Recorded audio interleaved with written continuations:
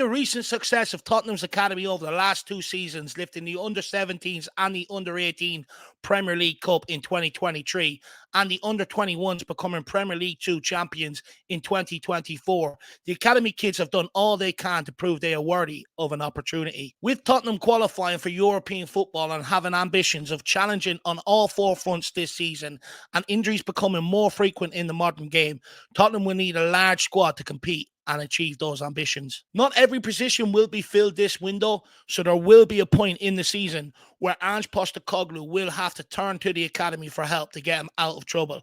And I'd argue there is no longer an excuse for any manager at Tottenham not to do so with the quality of talent at their disposal. I mean, who doesn't want another Ledley King or Harry Kane in the squad? So today, we are going to have a look at the 5 academy stars that I think we could see feature at some point during the season. We're going to start with Jamie Donley, the left-footed 19-year-old goal scorer and playmaker who has represented Northern Ireland and England at underage international level. Donley has had a rapid rise through the youth levels at Spurs over the last 2 seasons, winning the under-17 and under-18 Premier League titles and the under-21 Premier League 2 title, and being rewarded with earning a long-term contract that keeps him at the club until 2027. Every time Spurs have stepped Donley up to their next age group to be tested at the next level, he has done it with ease. He has had one of the best seasons I've ever seen from an academy player at Tottenham, and was the creative force and driving force behind the under-18 success last season and the under-21 success this season, finishing the season making 27 appearances, scoring 8 goals and 17 assists. Here is what under-21 manager Wayne Burnett had to say on Donley's season. He will determine what's best for his development, but he's been outstanding. He's scored goals, he's made goals, and he's been a real focal point of this group, and I can't speak highly enough about Jamie. Donley's performances also caught Postecoglou's eye during last year's campaign, and his highlights from last season demonstrate why. Donley was rewarded with his debut off the bench against Man City, becoming the proud owner of legacy number 808.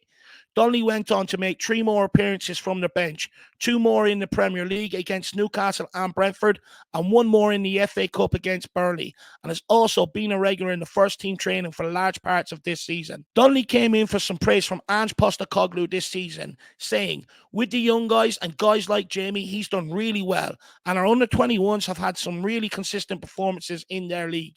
Jamie and Alfie Dington have really stood out. If they go on and take it, play well, they'll accelerate their development, but at the moment, it is good to have them. The training level doesn't drop when they're in with us, and that's the main thing. Both guys, Jamie and Alfie Dington in particular, have come a long way. Donley's all-round game is exceptional. He is good in all phases of the play. He can build up play using his vision and his passing range and weight of passing to create chances for others, and he scores all types of goals. He can be that fox in the box or score goals from distance. His goal against Liverpool being the example. Donley is levels above anyone his age, and all that ability is topped off with that industrious energy and good old-fashioned hard work out of possession. The best praise I can give Donley is he plays with a maturity and grace that is years above his age. Some have even made the comparison to our all-time record goal scorer Harry Kane. Personally, I think that's a hefty tag to put on a young lad, but he certainly has the ability to have a similar impact in years to come. Donley is versatile. He can play up front or as an attacking midfielder, and is at our best in both positions in the academy, which gives Donley double the chance to make the first team squad. Spurs have a big decision to make over Donley this summer on what is best for his development.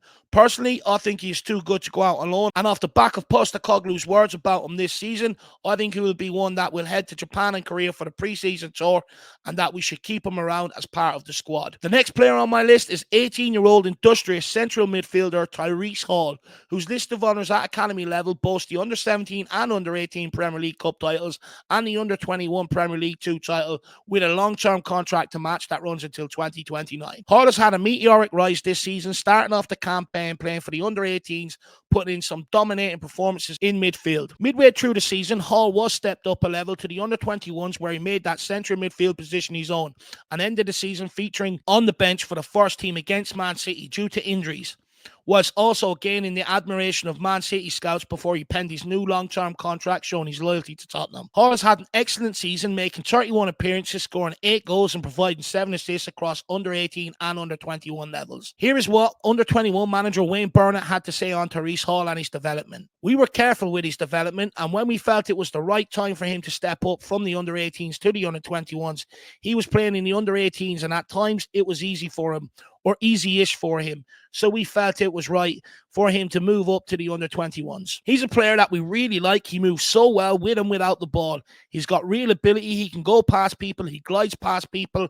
He's now started to add some goals and assists to his game, which is important. We remind him that he also has to do the other side of the game when we haven't got the ball, which he's learning. I think with all of these young players, as long as they keep working and striving to get better every day, they will all hopefully get an opportunity somewhere along the line." What I love about Tyrese Hall is his all-action displays. He does all phases of midfield very well. He has a very good passing range, but also sets the tempo of the game, knowing when to speed up or slow down the play, combined with the ability to take people on and go past them with ease, a bit like Moussa Dembele used to do. And in the final third, he is so composed, linking up with others, setting others up, but also he can score goals himself with a work ethic that is unmatched. Yet again, another big decision for Spurs to make on how they develop Tyrese Hall this summer, especially with the arrival of Lucas Bergvall and the returning Alfie Dington. But judging by his cameo off the bench in the post-season friendly against Newcastle, I just have a feeling he is one Ange will love and look to give opportunities to when the fixtures start getting congested. Next on my list is 16-year-old right-footed left-wing teenage sensation Mikey Moore, one of the club's most exciting young talents in the academy right now, who has been playing up in age groups since he was 15, winning the under-17 and under-18 Premier League Cup titles, who most recently you would have seen lighting up your screens for England under-17s at the Euros this summer. Moore has attracted interest from clubs across Europe, most notably Real Madrid, Barcelona and Borussia Dortmund, but chose to remain loyal to Tottenham, signing a 3-year deal last summer. Moore has continually made the step up in levels and passed the test with ease every single time. Mikey Moore has had an excellent season for the under-18s, making 14 appearances, scoring 16 goals and providing 9 assists, despite having spent some time on the sidelines this season with a fractured leg and ankle ligament damage. Ange Postecoglou was convinced by Moore's domination at youth level, calling Mikey Moore straight into the senior setup towards the end of the season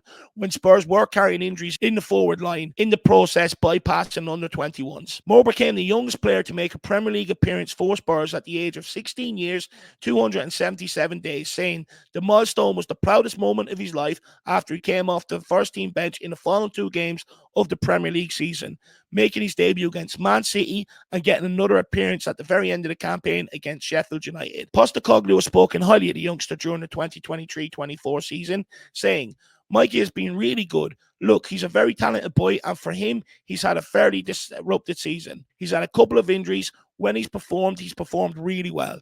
The reports I've had on him have always been outstanding. It's been good to have him. Obviously, we've had a couple of weeks without a game, and it's been good to get him involved in the first team again. To be fair to him, he has adapted really well. He hasn't looked out of place, and it's great for him. Hopefully, it gives encouragement to him and some of the other guys who are coming through." Moore is a very gifted and well-rounded player. His ball control and technique is elite level. When he dribbles, he beats players, take them out of the game, and he also draws 2 or 3 players into him, which creates space for others around him. He has a good eye for a pass in the final third, scores goals from distance, and also has a deadly finish when presented with a sight of goal. Mikey Moore is a generational talent. Not many players make a Premier League debut at the age of 16. He can play anywhere across the front line and doesn't look out of place in any of the positions, which gives him a great chance of getting that opportunity to impress. Moore turned 17 in August, but for me, it's too young to send him out on loan.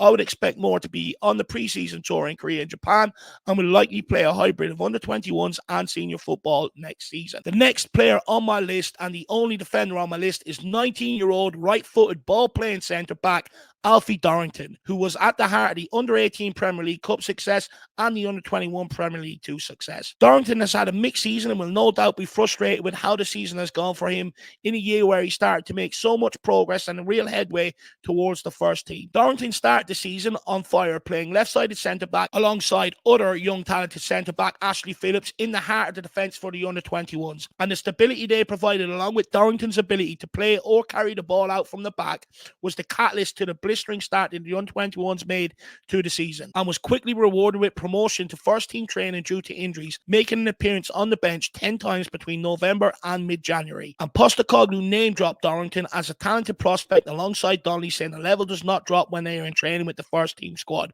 which is very important and shows technically both can handle themselves at that level. However, 2 hamstring injuries have halted the progress he was making towards the first team, and one was a tear that happened mid-January.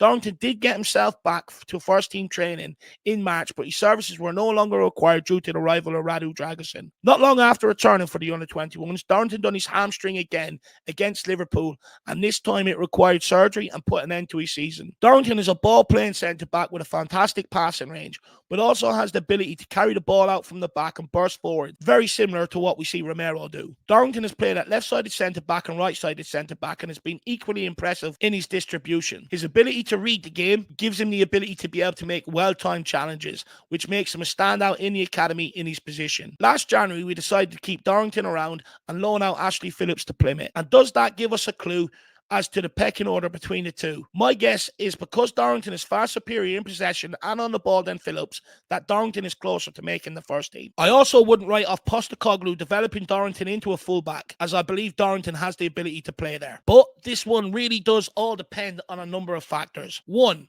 what level does Dorrington return to from his hamstring injury in pre-season? And 2, what transfer business does Tottenham conduct this window in defence? But I think he's another one we will see in the pre-season tour in Japan and Korea, and given an opportunity to impress, and could very well be a hybrid between the under-21 and the senior team next season. The last player on my list is prolific goal scorer 19-year-old striker Will Lancashire.